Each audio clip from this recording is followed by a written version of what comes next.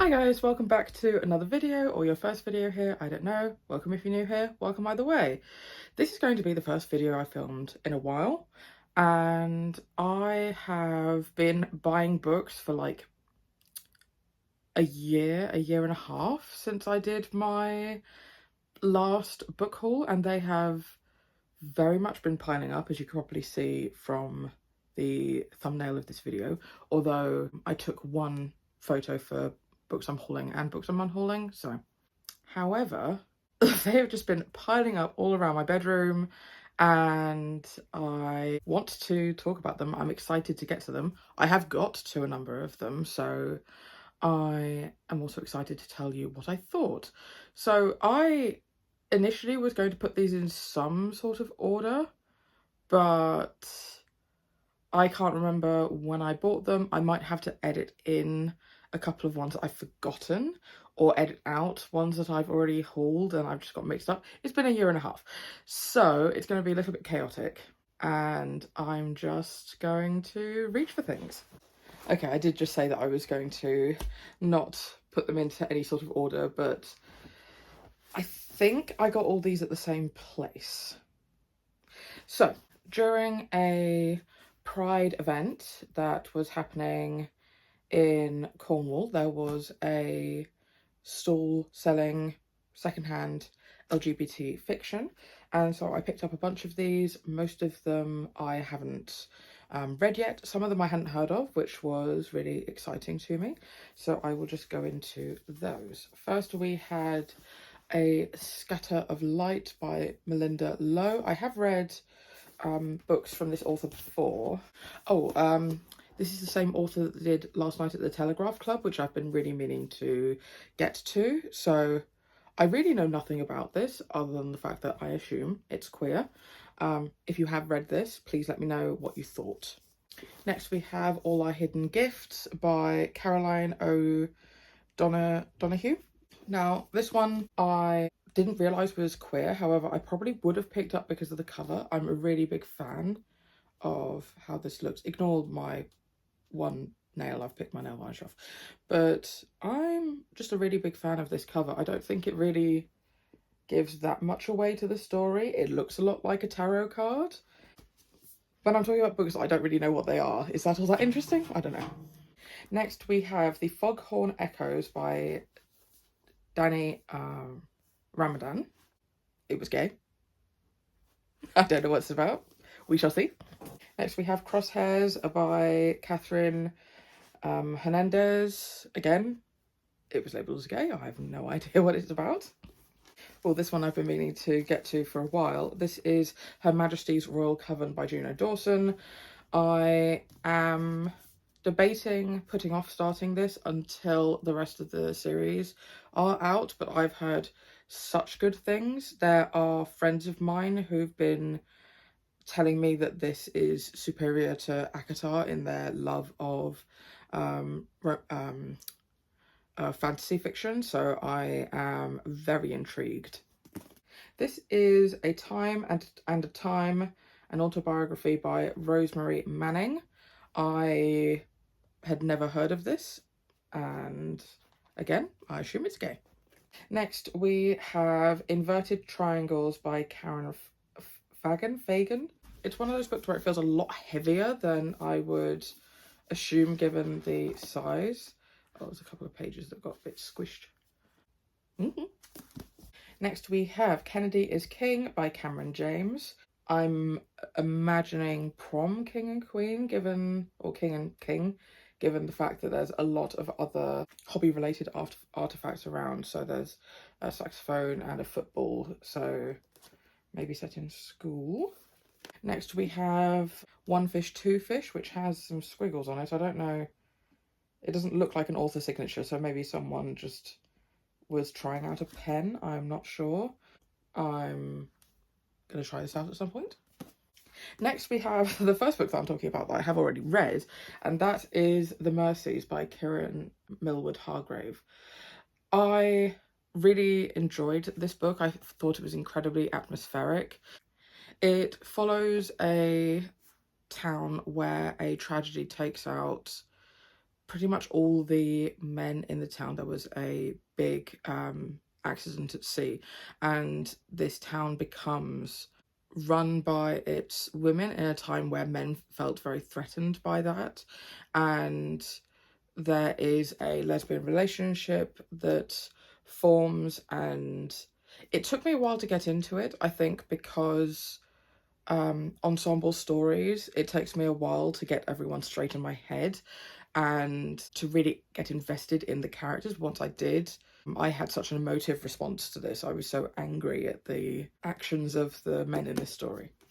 Next we have Wranglestone by Darren Carlton. I first heard about this from a booktuber who I used to watch back in the day, who is now an author of Boy Queen, and I think they did an interview with the author for this one. So again, it's gay. It looks like it takes place in the wilderness, and I am in love with this cover. Next we have Delilah Green Doesn't Care by Ashley Herring Blake. There are quite a number of this author's books on my to be read list, and I need to actually get to them. Before, she only used to write middle grade stories. Now this is adult romance, and I actually picked this up recently, and you'll need to wait till I film a book review to hear my full thoughts. And I think this is the final one on that list, but we have Afterglow by Phil Stamper. Now, I didn't realise that this was a sequel to Golden Boys. I don't know if they are like companion novels that you can read in any order. I really think that publishers need to bring back the series name and the series title in some way on the spine, or at least on the front cover, which would be incredibly helpful. But again, I picked this up because it was gay. Do not take a shot every time I say I picked something up because it was gay, because you'll be under the table. Right, next we have a stack of 4 books that I got for my Alexis haul. Try a chapter, no, like third time's the charm meets try a chapter tag. Well, I didn't get all of these specifically for that, but I just realised that I kept on picking up their books, and anything that I had tried previously really didn't work for me. I thought I would really think, okay, I'm gonna try all of the ones that I have and see if I should keep picking up their books or not. I have an entire video on that, which I will link down below. No spoilers, but it didn't go as I expected. Next, we have some books that I essentially repurchased to get nicer copies, or at least copies that I prefer. So this one, you will see, or you'll see the other version in the unhaul. You may not notice that much of a difference. However, the version I had before was a mass market paperback, and even though at this point all of the books that I have from this author are now a mixture of paperback and hardcover, they are far more similar in size than they used to be with hardcovers, large hardcovers, mass market paperbacks. So this one is, I'm much more happy about owning this. However, these two are truly upgrades. So we have the Owl Crate special editions of Six of Crows and Crooked Kingdom. These are to match the special editions they put out for Shadow and Bone series, and I just love these. They have beautiful artwork, foiling, stenciled and sprayed edges. They have a satin bookmark. They're just stunning. So you will see my old copies in the unhaul. These categories are becoming really quite tenuous. So next I have a couple of volumes of classics in the collection that I am collecting. That wasn't very well worded. Essentially, the Barnes & Noble leather-bound classics editions are the editions of classics that I am collecting. And I normally receive one for a birthday or a Christmas present from my sister. So I believe one of these was for my birthday and one of these was for Christmas from her. And just I really enjoy the artwork on these. They have the foiling, they have the satin bookmark, and I will get to these at some point in my life. I'm really running out of categories. So next I have a stack that I got for Christmas. So here we have a bit of a random one, which is Dictionary of Science by E.B. Oh goodness, Uvarov and D.R. Chapman. This is quite literally a dictionary, and I think that my aunt essentially gave me this because sometimes it's quite funny to look at quite old scientific texts and to see quite how much our understanding has grown. I'll be honest, I've had a look through this and sort of I think I've got everything I want out of it. I might be unhauling it. And next we have, I think, the most stunning cover of any of the books that I hauled. So this was given to me by my sister, and this artwork is just glorious. This book was picked up for a webtoon adaptation, and what I think is really interesting in sort of webtoon publishing. So publishing has kind of gone in a cycle where before, when people struggled to pay for full books on their own, there would be articles like in the UK we had The Strand, for example, where say Arthur Conan Doyle would publish chapters of Sherlock Holmes, where you'd have a couple of chapters of a couple of books in a magazine that people could easily purchase cheaply before they got bound. Now we've got books coming out in their entirety. However, a lot of comics, especially if people want to try something a bit more experimental or don't know whether or not their work will be picked up by an official publisher, or they're not sure where the story is going to go, they're releasing things chapter by chapter on sites like Webtoon or what are some others? Lesin and Bombtoon, and like there's a bunch of them. And now there are publishers, so this is published now by Inklaw, that then look at what is popular and then bind them into these beautiful editions. So this is a copy of the first volume of the novel, and just, oh, this is so beautiful. And then, unfortunately, I am too predictable because my sister and my really good friend Pfizer both bought me a copy of the comic. I really, really love it. It's stunning, but I will be giving away one of these volumes. I'm pretty sure that volume 2 is coming out very soon, so I'm very excited to see when that comes out. I forgot actually 2 more that I got for Christmas. So I have Hex by Rebecca Dinnerstein Knight, and this cover is just stunning, and Morbid Obsessions by Frankie Mirren and Alison Brumfitt. And essentially, me, my housemate, and my housemate's girlfriend decided that we were going to do like a book swap as Christmas presents. So I bought each of them a book, each of them bought each of them a book and me, and these were the 2 that I ended up getting. This one is a collection of writings on trans and sex worker bodies and writing fiction from the margins. So I really think this is going to be fascinating. And this one, the only thing I really know about it is that it follows a PhD student, and it is gay in some way. And as that also fits me, I'm very, very excited to see how it goes. I really am running out of categories, but I have got 4 here, all by one of my absolutely favourite authors, KJ Charles. So KJ Charles writes queer, often historical fiction that focuses far more on the fun hijinks, while also still having some very serious topics and really in-depth relationships. It's really forced me to reconsider my opinions about historical fiction. I love them so much. So most of these I have read.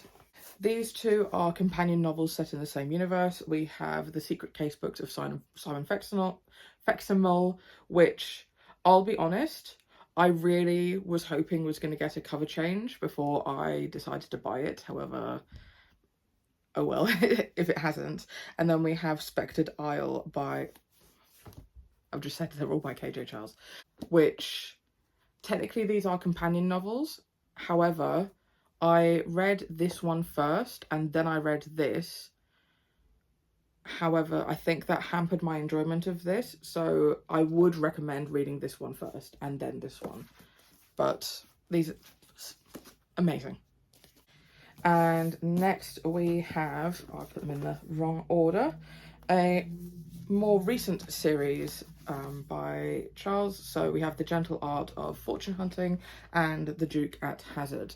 I've read this one. This one is on my to read list. And again, just this was fabulous.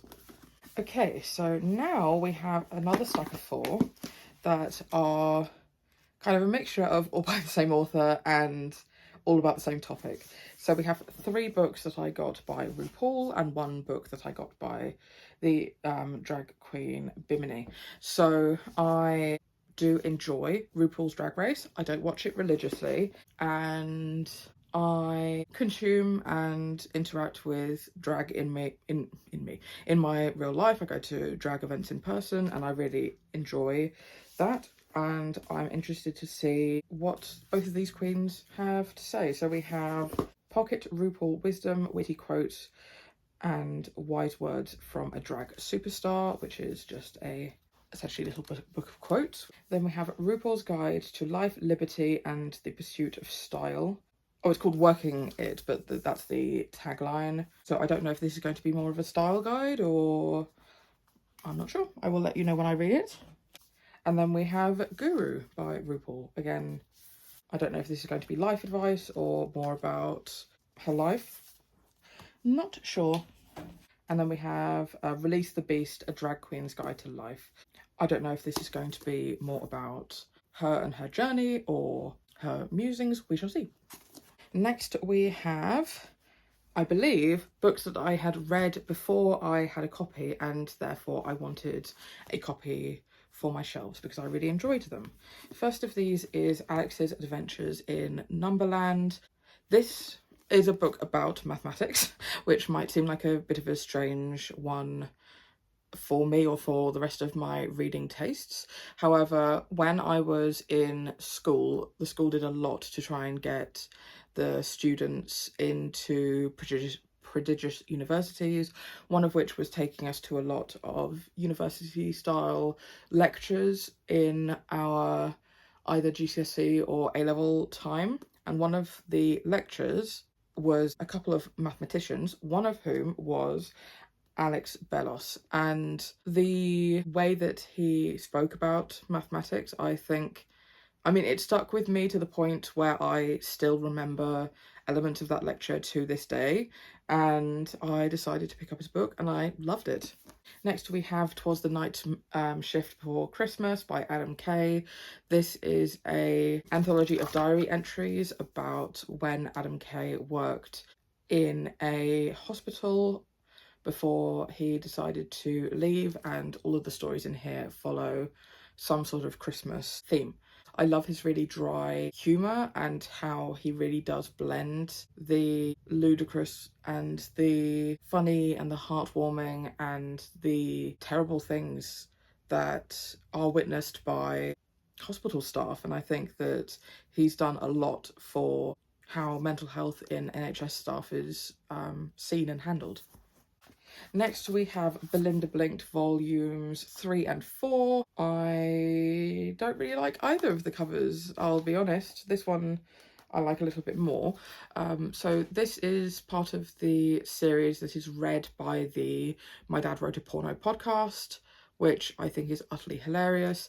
These books I don't think are very good. However, the commentary on them in the podcast and just how bad they are makes them very fun reads for me. And finally we have, for that category, we have XXX Holic Omnibus 3, a comic series by Clamp, I believe. So they were originally released in single volumes and then re-released later in volumes where it collected 2 or 3 volumes per individual book. I have read all of the books in here. This says book 3, but it's books, 1, 2, 3, 4, 5, 6, 7, 8 and 9 in the series, and essentially it's been so long since these were published that this is far easier to get now than these individual volumes. This follows a boy who can see ghosts, who comes across a very strange shop that seems to grant wishes for people, and he gets roped into working at this shop. So very excellent, and I'm glad that I own a couple more volumes. Okay, now I have a stack where I've split everything by format. So I have a couple of plays. This one is called The Butch Monologues by Laura Bridgman, and from what I remember, there are a number of different authors in here who contributed to each of the monologues. I bought this at Gaze the Word, which is a LGBT bookshop in London, which I absolutely love. If you get the chance, please do go. And I was browsing the shelves and this one spoke to me. These are two plays that I went to see a production of them, and they were selling the play script as part of their merchandise for the show. So here we have Tess, which is a ballet version of the novel Tess of the D'Urbervilles by Hardy. This was modern dance, but the storytelling aspect and the narration of this helped me understand the story a lot better. And the next one we have is Electra by Sophocles, but it was translated by Anne Carson. I will talk about this more in my wrap-up for this book, but I really did not like the stage version. And next in plays, we have one that was purely a title buy, which is The Playboy of the Western World. It made me and my housemate laugh when we were in a used bookshop, and so I just decided to pick it up on a whim and see how it was. Next we have comics. I think most of these were charity shop buys that I just decided I'm going to try out. First of all, we have Sad Animal Facts by Brooke Barker, which is a little comic associated with a fact about each of these animals. Next we have Our Super Adventure Video Games and Pizza Parties by Sarah Grayley and Steph Purenins. I somewhat recognise this art style from the internet. I think this didn't do that much for me because I'm not really aware of who these people are. So next we have two books by Gemma Carell, A Pug's Guide to Dating and A Pug's Guide to Etiquette. Now, I normally fight people who say that my French bulldog looks like a pug, but he kind of does in a way. And I thought that the illustrations of this looked so much like my dog. I shall put a picture. Right, okay, let's make that a bit less precarious. I will put a picture up next to me, and I just thought that these were really, really sweet and reminded me of my dog, who is not a pug. Next we have a self-published comic by someone at a Pride event. So this is called I'm Jane's Best Friend, and this is by J Draws. Oh, JK Draws. So that's their Instagram account. So this is a collection of poetry and mostly ink drawings. From what I could understand, it was about the author's experience of transness and about like commentary about Jane Eyre and some of the side characters in Jane Eyre. So I'll be honest, a lot of it went over my head. I didn't understand a lot of it, but I think that someone who's into more metaphorical poetry or is more familiar with the text of Jane Eyre might get something more out of this. So next we have a sort of tenuous collection. Some are poetry collections. This one is short stories, and this one is kind of in the middle of both. This is like a quote. So So this is Hesiod epic poems. I tend to really enjoy ancient Greek writing, is something that I've found. And last year I went on holiday to Greece and I picked this up, one, because I thought that I would find it interesting, and two, because this is now going to bring me memories of that holiday. Next, we have a collection of poems by Carol Ann Duffy called Rapture. I really loved this. I remember hearing a lot about Carol Ann Duffy at school when we did that anthology of poetry in GCSE. Is this something that a lot of other people experienced? I'll put a copy of the cover up here, but I didn't really like poetry all that much back then. And then I heard about her in passing when reading books by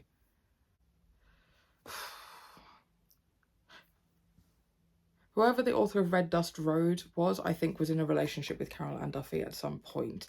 And also knowing that she is queer, I think I got a lot more out of this poetry collection. But now that I'm a bit older and I can respect poetry a lot more, this was excellent. This one is We Are the Possible, The Land of Fire, 12 Stories for 12 Days of COP29. So this is a book produced by a number of organisations, University of Exeter, the Met Office, British Council and the UKRI. And this is, as it says, a collection of short stories all about climate change. And something that I thought was really powerful about this was yes, it was talking about natural disasters and awful things that are going on, but the overarching tone of this was incredibly hope-filled.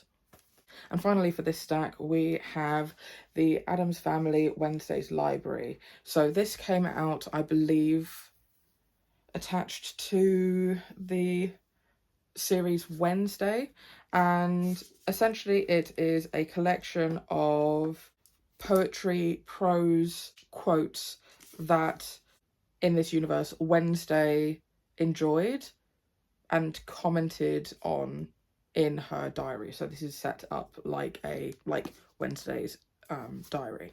This was an enjoyable read. I can't figure out a way how to split the rest of these up, so I've just gone paperbacks and hardcovers. Right. First of all, we have the Love and Rage DIY Survivors Writing Workbook.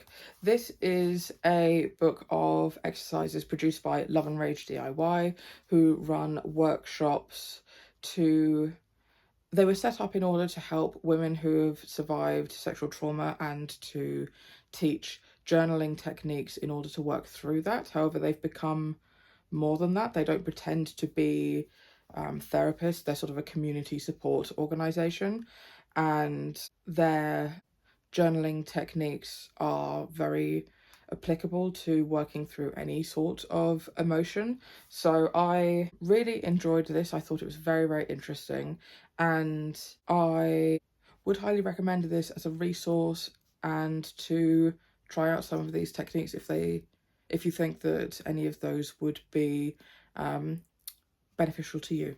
Next, going in the completely opposite direction, we have Straight Expectations by, who is this by? Callum McSwiggan. Oh, I didn't realise. So, I didn't realise this was by a YouTuber who I enjoyed. He hasn't posted for a while. I know that he's gone on to do other things, such as write novels. I believe this is his second book. I think this is a young adult rom-com story that I will tell you what I think of when I try it out. Oh, next on to someone who also pretty much started off on YouTube before they became an author, an absolutely remarkable thing by Hank Green. This, I believe, has a bisexual main character, and it is about how overnight these giant robot creatures, aliens, we don't know, arrived on Earth, and a group of young people are sort of the first to document their discovery, and they are thrown into a limelight that they're not accustomed to. I've heard very good things, and I'm excited to try that out. Next, we have The Invisible Life of Addie LaRue by V.E. Schwab.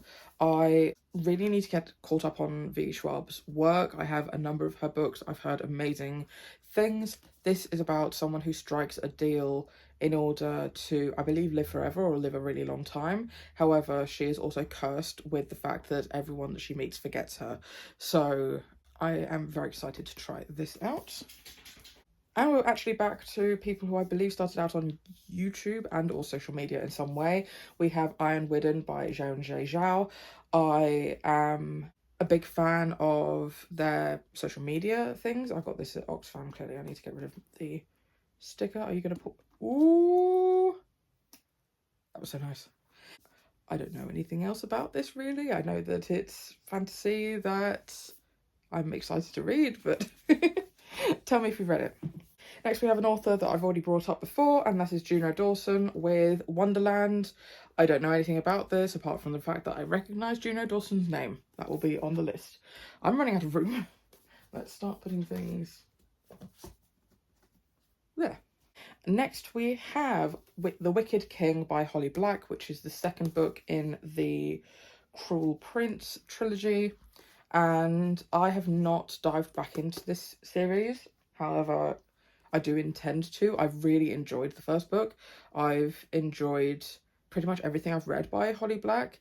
It is about a group of human siblings who get kidnapped by the Fae and live surrounded by them, and they are looked down upon. And the main character has decided that she is sick of being looked down upon for being a human. Next, we have, again, an author that I've mentioned before in this video, The Deathless Girls by Kieran Millwood Hargrave, who also wrote The Mercies, which is now somewhere in this general vicinity of me. And just look at this cover. Isn't that beautiful? Basically, I've heard this is queer. That is all I know about this, and I will get to it soon. Next, we have Jay's Gay Agenda, which I possibly have hauled before, but I can't remember. I think it's within this time period, and this again I picked up because it was gay. Next, we have The Good Man Jesus and the Scoundrel Christ by Philip Pullman. Philip Pullman wrote the Northern Lights Golden Compass trilogy, and has a lot of, which I've heard because I haven't read it yet, has a lot of really interesting commentary on organised religion. And I'm assuming this is also a book, I'm assuming this is fiction, but also has commentary on organised religion. So again, I will get to these at some point. Oh my goodness me. By the end of this, I might have been filming for an hour. I might need to split this video into 2 parts, actually. Finally, for paperbacks, we have This Savage Song, but again by V.E. Schwab. So I bought, quite a while ago now, This Dark Duet. I think that's the name of it. Not realising that was the second book, and so I didn't get into it because I didn't have the first. Now I have the first, so I can get on and read this duology, I believe. Whew, and we only have 4 books left, thank goodness. First of all, we have Wicked Saints by Emily A. Duncan. I heard about this a while ago now. I think I heard about this when I was first started watching BookTube, and I started my Goodreads account, and I heard at that point that it was gay. I don't know in what way that's the case, or if that's even the case. I really enjoy the cover of this, but I really don't enjoy the spine. Like, this part is fine, this part is fine, this just looks so out of place. I don't know, what do you think? Next, we have Girls of Paper and Fire by Natasha Nyan. And this one, again, I picked up because I heard it was gay.